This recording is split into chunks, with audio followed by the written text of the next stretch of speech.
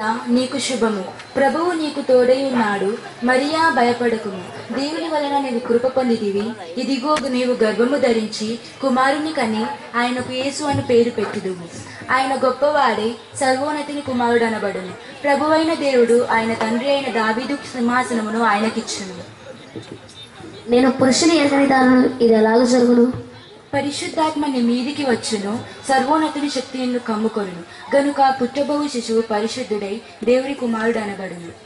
ఇదిగో ప్రభు దాసురాలను, నీ మాట చొప్పున నాకు జరుగును గాక.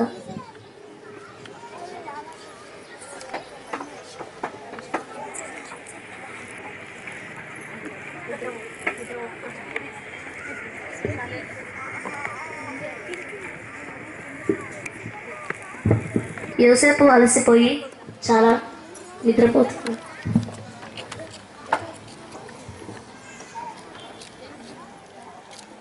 దావీదు కుమారుడైన యోసేపు, నీ భార్య అయిన మరియను చేర్చుకొనుటకు భయపడకుము. ఆమె గర్భము ధరించినది పరిశుద్ధాత్మ వలన కలిగినది. ఆమె ఒక కుమారుని కనును, తన ప్రజలను వారి పాపముల నుండి ఆయనే రక్షించును గనుక ఆయనకు యేసు అని పేరు పెట్టబడును. ఇదిగో కన్యక గర్భవతి అయి కుమారుని కనును, ఆయనకు ఇమ్మానుయేలు అని పేరు పెట్టును.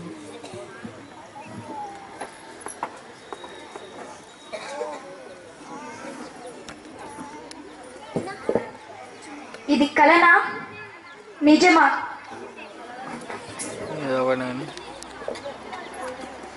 ఇది కలనా నిజమా?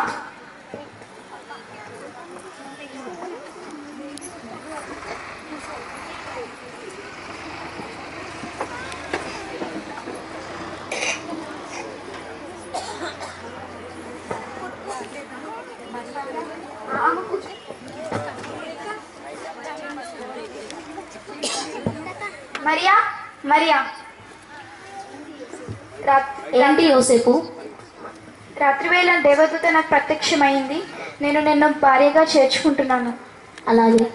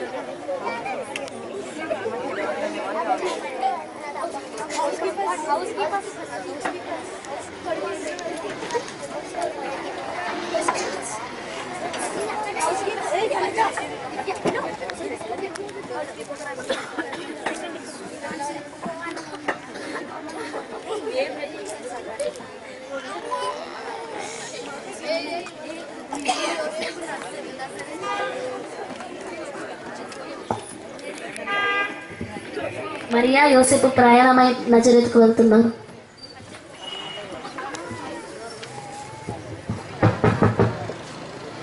నా భార్య గర్భవతి అయింది. మీ ఇంట్లో కొంచెం స్థలం ఉంటే ఇస్తారా? లేదు, స్థలం లేదు, మీరు వెళ్ళవచ్చు.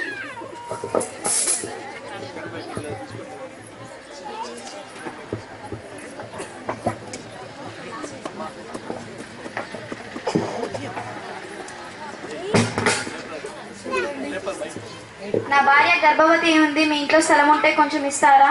లేదు, స్థలము లేదు, మీరు వెళ్ళవచ్చు.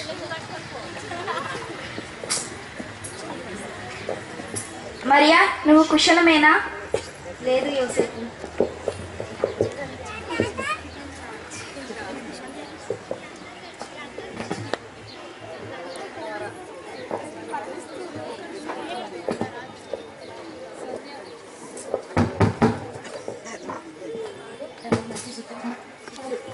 లేదు,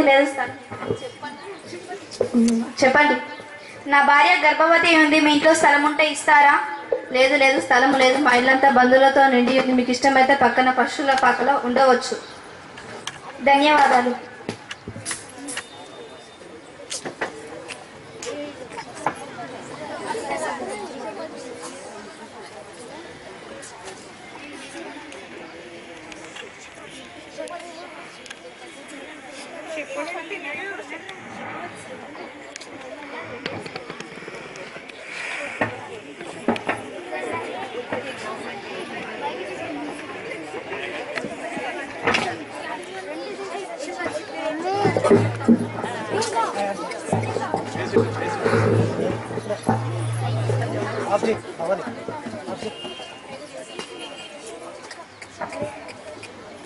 కొంతమంది గొల్లలు రాత్రివేళ తమ మందను కాచుకొని చుండగా వారి యొద్దకు దేవుని దూత వచ్చి ఇలాగ సెలవిచ్చింది. భయపడుకుడి, ఇదిగో ప్రజలందరికీ కలుగబో మహా సంతోషకరమైన సువార్తమానము నేను మీకు తెలియజేయుచున్నాను. దావీదు పట్టణమందు నేడు రక్షకుడు మీ కొరకు పుట్టి ఉన్నాడు. ఈయన ప్రభువైన క్రీస్తు. దానికి ఇదే మీ కానవాలు. ఒక శిశువు పొత్తిగుడ్డలతో చుట్టబడి ఒక తొట్టిలో పడుకొని ఉండుట మీరు చూచుదురు.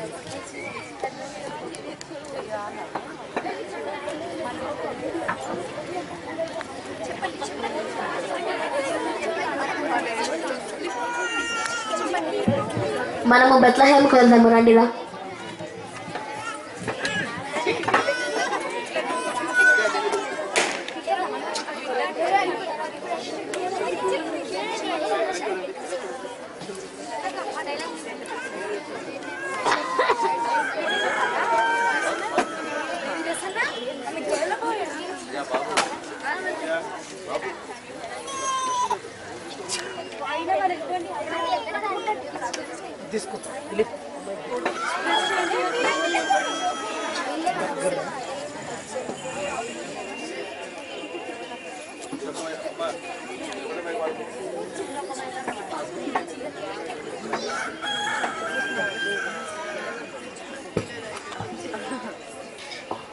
మేము తూర్పు దేశపు జ్ఞానం మేము రాజును కలవనికి వచ్చింది.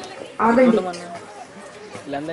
ప్రణములు మహారాజా, మిమ్మల్ని చూడనికే తూర్పు దేశపు జ్ఞానులు కలవనికే వచ్చి తిరిగి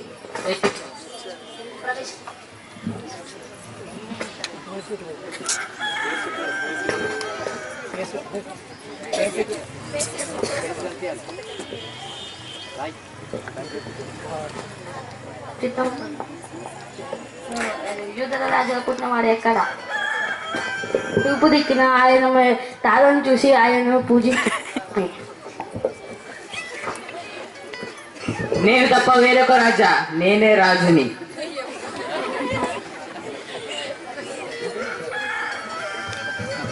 సరే, మీరు వెళ్ళి ఆ శిశువు విషయమై జాగ్రత్తగా విచారించండి.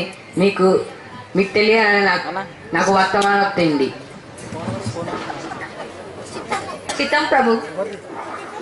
కుమార్ గారు తెలుసు.